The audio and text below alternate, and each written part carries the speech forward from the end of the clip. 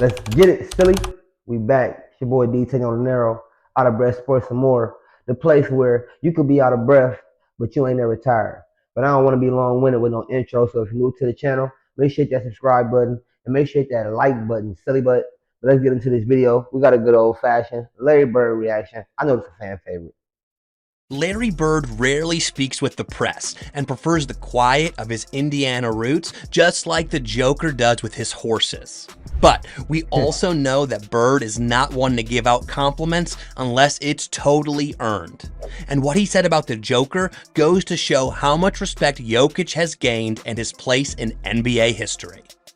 His ridiculous numbers this season has seen him... Let me pause it right here real quick. That boy Joker averaging 30 points per game, second in the career, 13 points, rebounds, and 10 assists. So what he doing is averaging a triple-double. I would break down what a triple-double is, but it's a rhetorical question. The man is great. Hey, to be honest with you, I can see why they having a conversation and saying he's somewhat more closer to Larry Bird than Luka is. Don't get me wrong, Luka can score the ball great, but as a complete all-around player, the Joker and Larry Bird are way more similar to each other than Luka and Larry Bird. But drop in the comments what you think. Let's get back to the video.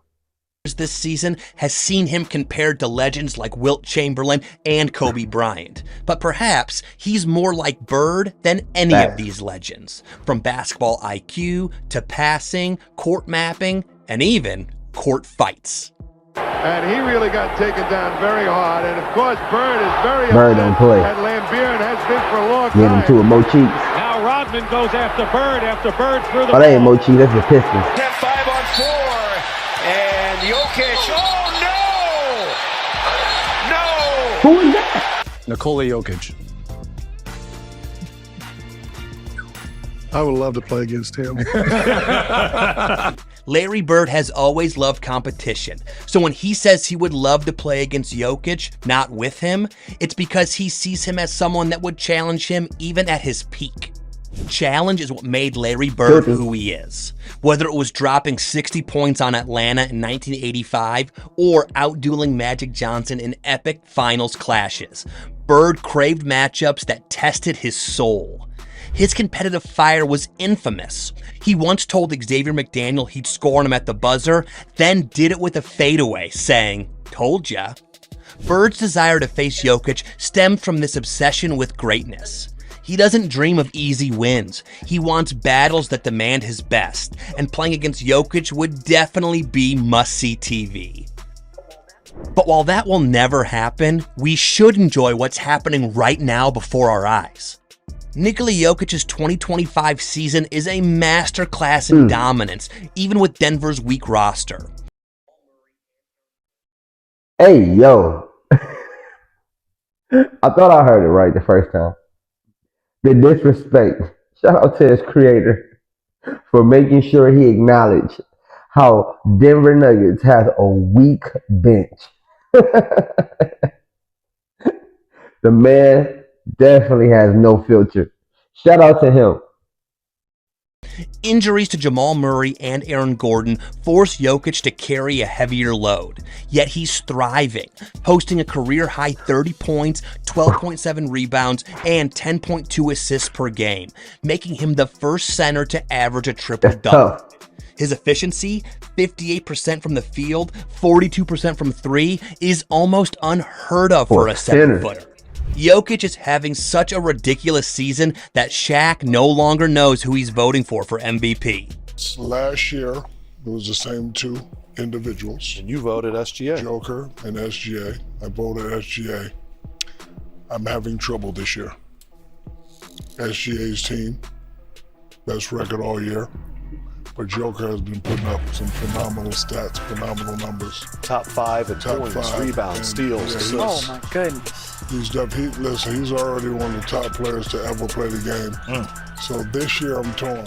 Jokic has been on a tear this season, and recently he unleashed back-to-back 40 and 41-point games, a feat unseen since Kobe Bryant's 60 and 50-point outburst in 2007. While Kobe's scoring was pure fire, Jokic's 46 points, 9 rebounds, and 10 assists in one Spurs game showed his all-around wizardry. His 61-point, 10-rebound, 10-assist triple-double, and a 56-point, 16-rebound, 8-assist game totaled 115 points over 2 games. As Kevin Garnett said, those are Wilt-like numbers. So he top 3 and 5 categories? He Wilt, nigga. Joker's Wilt. Joker is doing Wilt-like shit, bro. That's ridiculous, dog. No athleticism, really. Slow rolling, going at his own pace. Like, bro, it's not a miracle, but when you watch it, it's efficient. It's efficient. Every time Jokic steps on the court, he's dissecting defenses. But while Kobe is not known for court mapping skills like Jokic, both players are incredibly good at bending games to their will.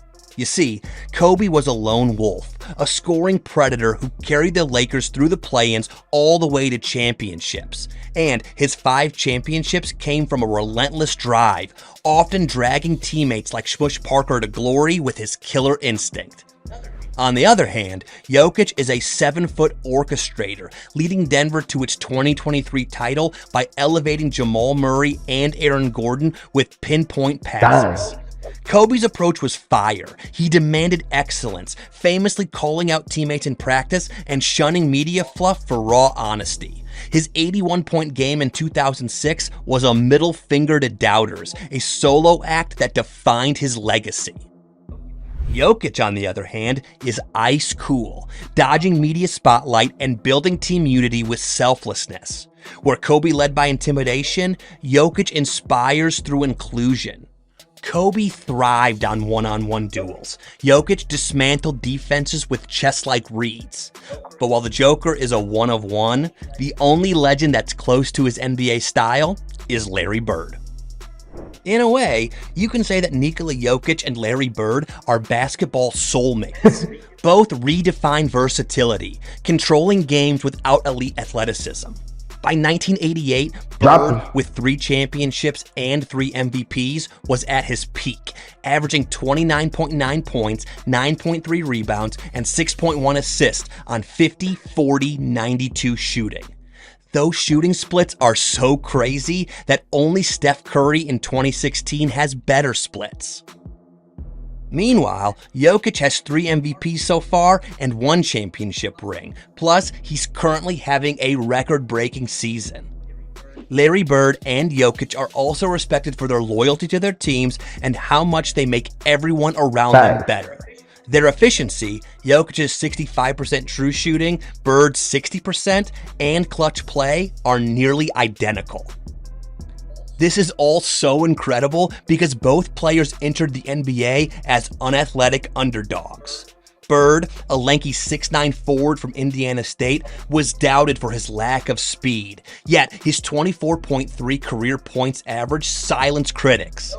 Jokic, a pudgy 41st pick from Serbia, was mocked for his frame, but his 20.9 points and 10.8 assist career averages prove otherwise. Both showed that IQ and skill trumps athleticism if done right. Also, their scoring is clinical. Jokic's soft touch hooks and Bird's step back jumpers dismantle defenses. And these two are some of the most efficient players in NBA history.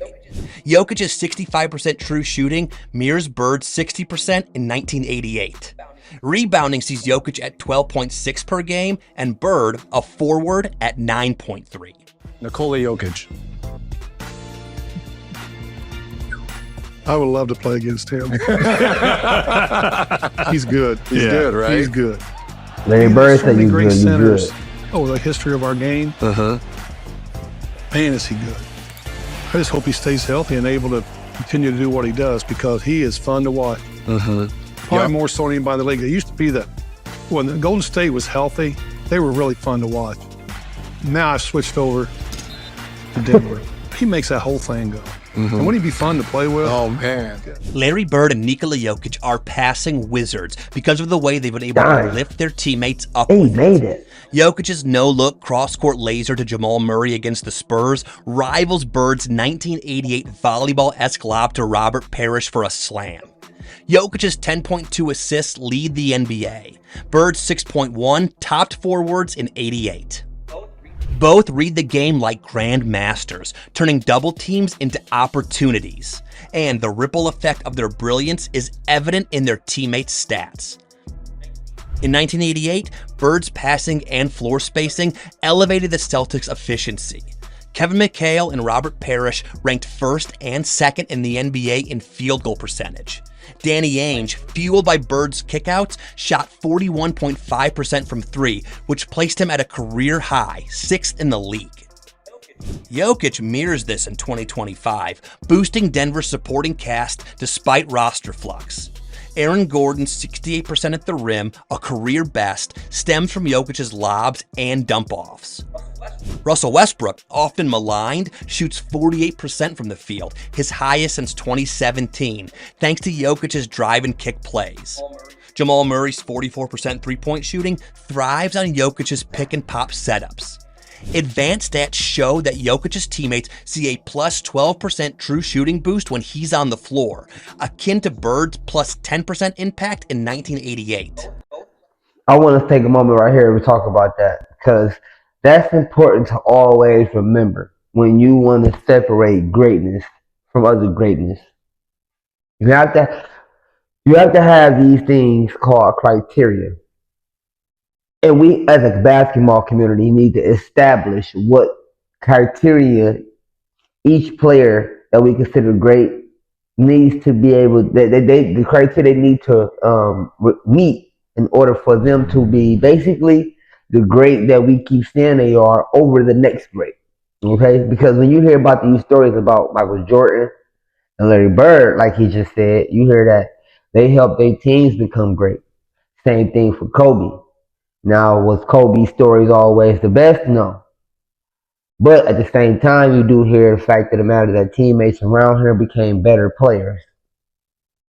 I have yet to hear that from Bron sexuals, the LeBron fans. And I am not a Bron hater, but I always got to bring this topic up in my videos because we have to establish this criteria. Is making your teams better a part of the criteria that we need in order for you to be a great over the next great? Because right now, I just hear a lot of people talking about stats, and because the game is different from what it was back in the day, stats should not be a factor. 3-point shots, how they're being taken advantage of right now in the NBA, is low-key kind of tarnishing it.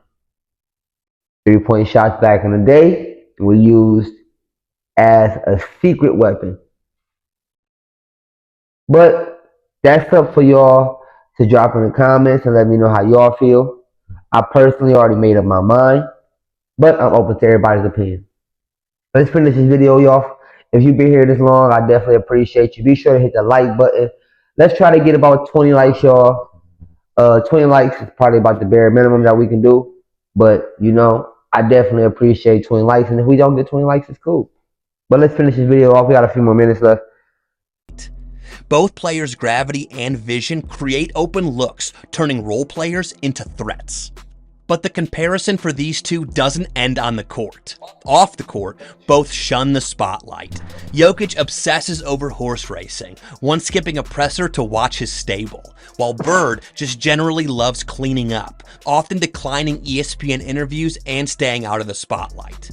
While both players are quite simple and down to earth, Bird literally once worked as a garbage man. Thanks. So it's quite interesting that both players don't really like the NBA media. Maybe there's a correlation between being unathletic and disliking the media.